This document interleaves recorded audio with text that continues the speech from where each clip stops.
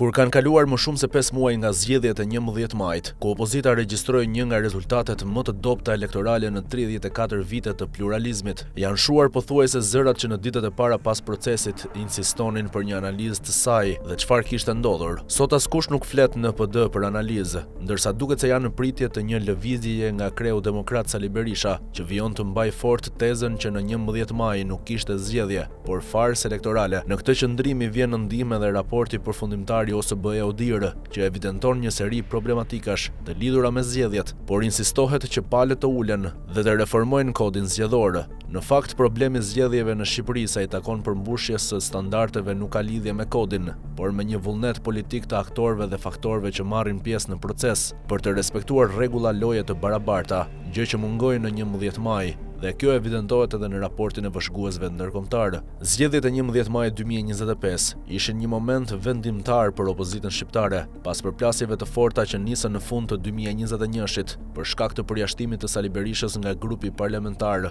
me firmë të Lulzim Bashës. Kryetari i asaj kohe në PD, demokratët në drejtimin e Berishës, hynë në një garë elektorale me premtimin për riformatim dhe bashkim, por duket se skema dështoi, qoftë edhe duke mos parandaluar manipulimin, sikundër pretendohet. Rezultati i 11 majit i dha Edi Ramës një shumicë të frikshme parlamentare, që përtej çdo makinacioni tregoi se opozita nuk po arrin të ngjisë në elektorat ose të ringjall besimin te shqiptarët. Pas shpalljes së rezultatit pati një vrull reagimesh që kërkonin analizë, marrje përgjigjesh, madje duke ju drejtuar gishti i përgjegjësisë te Sali Berisha, lidhur me mënyrën se si ndërtoi listat e kandidatëve për deputet, apo se si arriti marrëveshje në kuvend me socialistët e Edi Ramës për ndryshimet në kodin zgjedhor. Nga ana tjetër pati premtime nga Berisha dhe shumë figura të tjera në drejtimin e PD-s se do të kishte një analizë të thellë, e cila pritej të niste në shtator, por kur po mbyllet tetori, kreu demokrat nuk ka guxuar të therras as edhe një mbledhje të Këshillit Kombëtar. Narrativa zyrtare e PD-s pas zgjedhjeve u përqendrua te parregullsitë elektorale,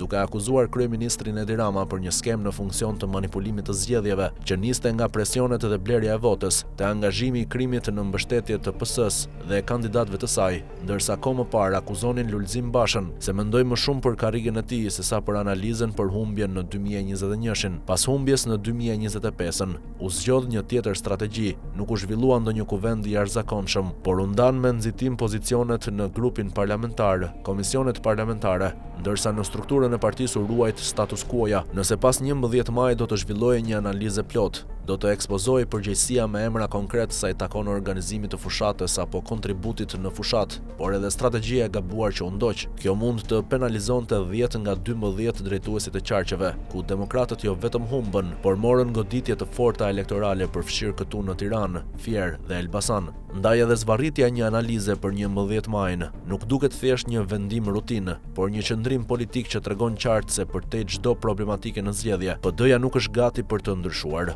Dhe këtu nuk bëhet fjalë nëse duhet të ndryshojë kryetari, i cili sikundër deklaroi do të rikandidojë sërish në pranverën e 2026-s, por për të rirë shumë nga pozicionet drejtuese.